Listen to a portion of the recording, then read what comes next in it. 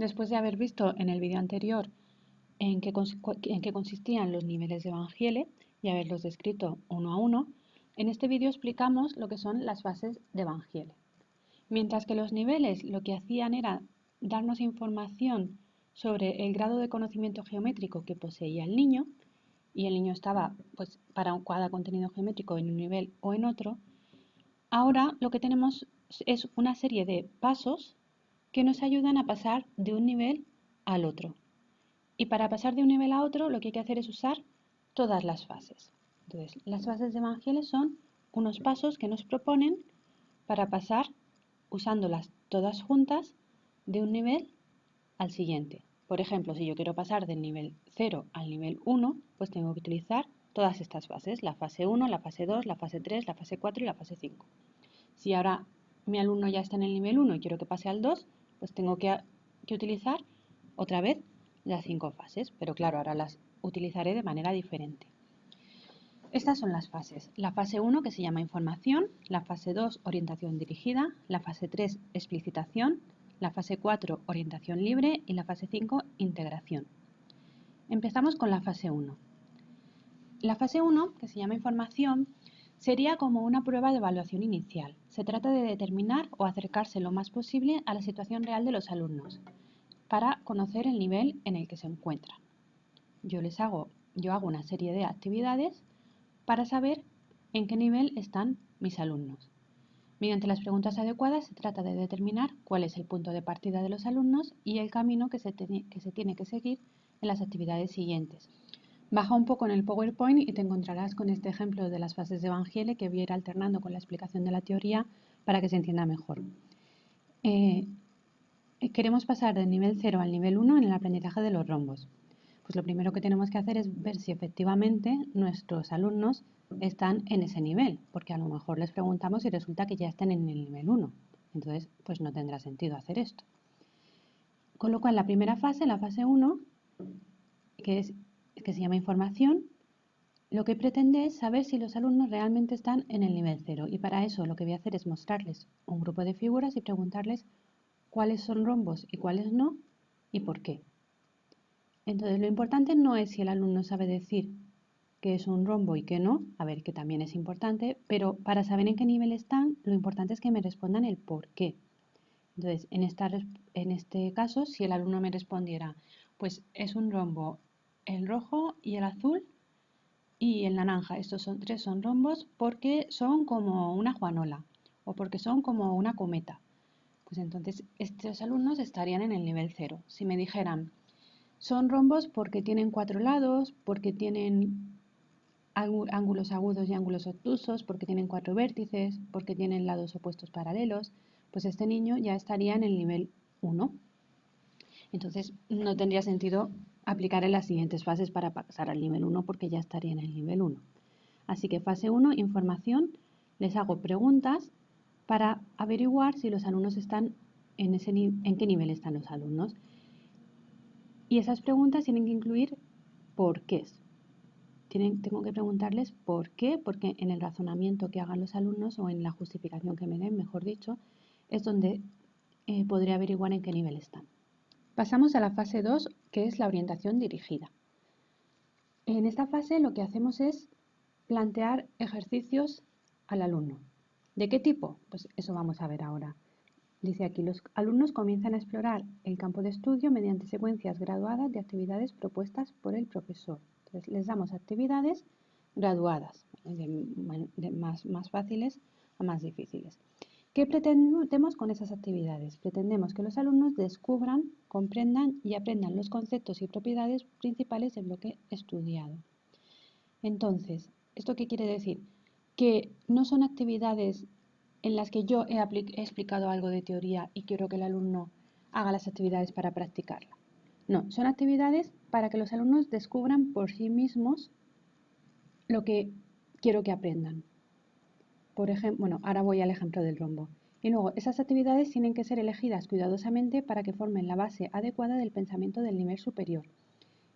Eso significa pues, que si yo quiero pasar del nivel 0 al nivel 1, pues tengo que ver qué tiene que tener un niño en el nivel 1 y las actividades tienen que ir dirigidas a que adquiera eso.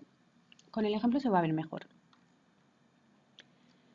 Tenemos aquí el ejemplo en el que estábamos antes de pasar de el nivel 0 al nivel 1 en el aprendizaje del rombo. Hemos hecho ya la primera fase en la que hemos visto que efectivamente los alumnos estaban en el nivel 0 y ahora les proponemos unas actividades que serían: dobla los siguientes rombos por las líneas de puntos. Y ya está, simplemente eso. Eso es algo que los niños, sin necesidad de saber las características del rombo, lo pueden hacer. Yo les doy los rombos y les digo que los doblen. Luego les pido que midan los lados de los rombos del ejercicio anterior y anoten el resultado. Esto también es algo que ellos pueden hacer por sí mismos sin necesidad de saber nada del rombo. Luego les pido que midan los ángulos de los rombos del ejercicio 1, estos ángulos, y que anoten el resultado. Esa sería la fase 2. La fase 2, entonces, ¿qué hemos hecho? Les hemos propuesto unas actividades.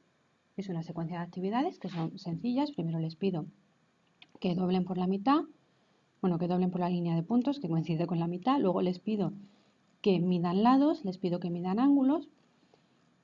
Y aparentemente aquí no hay mucho sobre el rombo, pero sí, porque lo que pretendo con esto es que los niños vayan descubriendo por sí mismos las características que necesitan para poder pasar al nivel siguiente.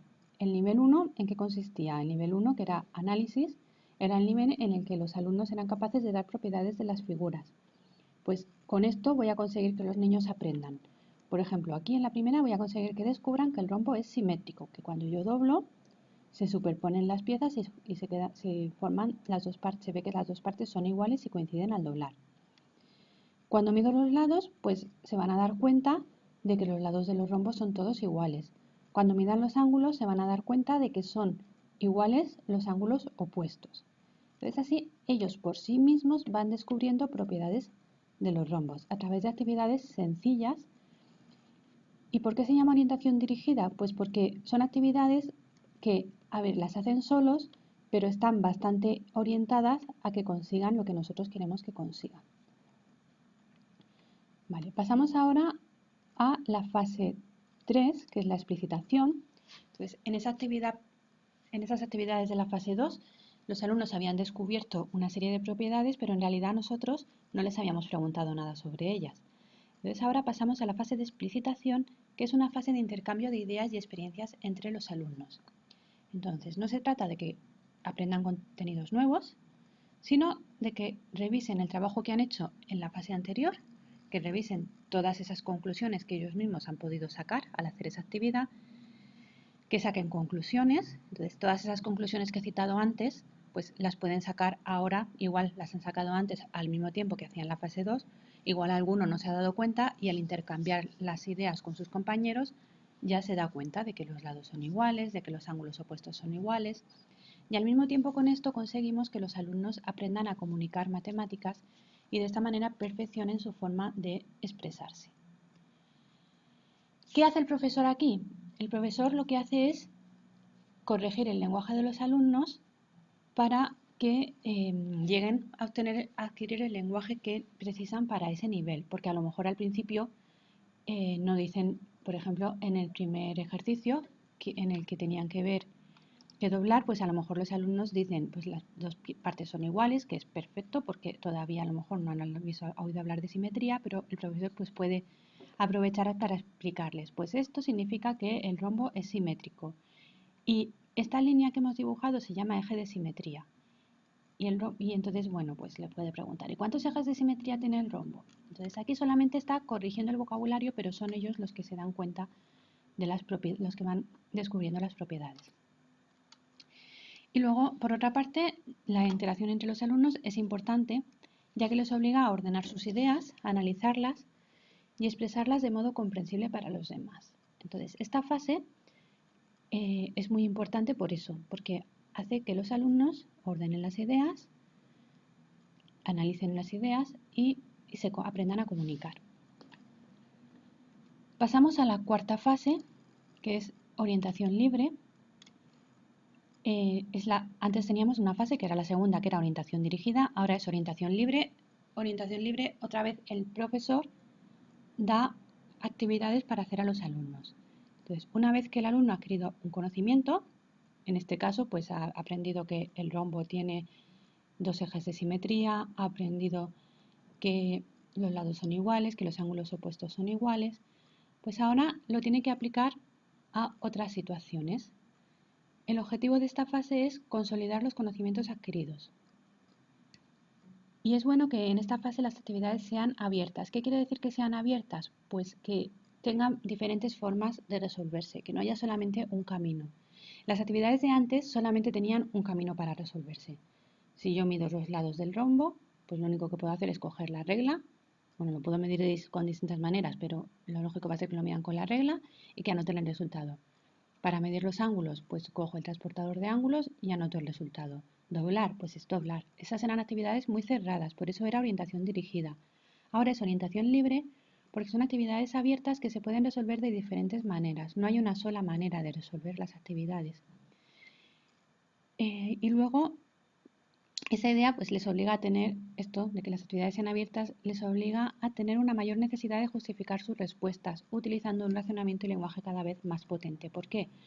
Pues porque un alumno habrá resuelto la actividad de una manera, otro alumno la habrá resuelto de otra y cada uno pues estará muy satisfecho de la suya. Entonces querrá explicar a los demás por qué él lo ha resuelto de esa manera. Entonces hay como un aliciente especial a la explicación. Y siguiendo con el ejemplo en el que estábamos, en la fase 4 les pedimos que dibujen un rombo que pase por el punto A y tenga a B como uno de sus lados. Ese es un problema abierto en el que tienen que utilizar las propiedades que han visto en la fase anterior y así profundizarán en ellas. Voy a ver varias maneras de resolver esto para que se entienda mejor. Nos piden dibujar un rombo que tenga como lado AB y que A sea uno de sus vértices. Entonces, para eso lo que vamos a hacer es dibujar un segmento que una A con el extremo de B. Y ahora aquí es donde tenemos varias formas de resolverlo. Habíamos aprendido en la fase anterior que los rombos eran simétricos, con lo cual yo puedo dibujar aquí un eje de simetría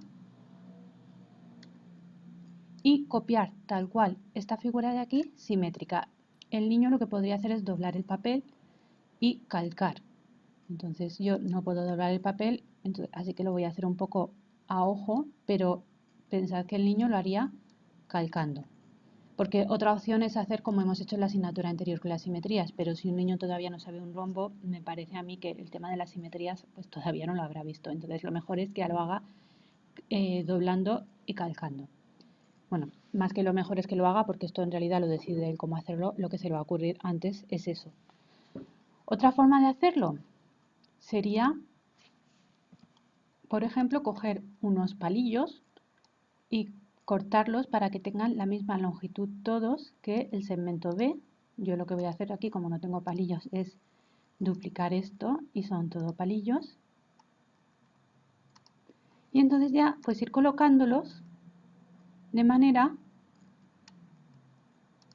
que cuadren ahí.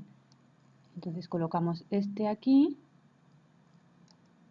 y colocamos este, bueno, que mejor voy a duplicar este para que esté en la misma dirección. Y colocamos este. Entonces al niño a lo mejor al principio se le mueven un poco y a lo mejor con esos palillos forma otra figura. Bueno, no, es que si una vez que has determinado estos dos, para que cuadren exactamente van a tener que colocarlos así. Entonces la otra forma de resolverlo sería hacerlo con palillos, cortados todos de la misma longitud, o con tiritas de cartulina o con tiras de papel. Aquí se basaría en la propiedad de que los lados del rombo son todos iguales. Hay más formas de hacerlo, pero bueno, ya con poner dos ya queda claro. Entonces lo que hemos hecho ha sido proponer una actividad que tiene como objetivo consolidar los conocimientos adquiridos, porque al usarlos se va profundizando más en ellos y se van consolidando. Y es una actividad abierta la que hemos propuesto porque tiene varias formas de resolverse.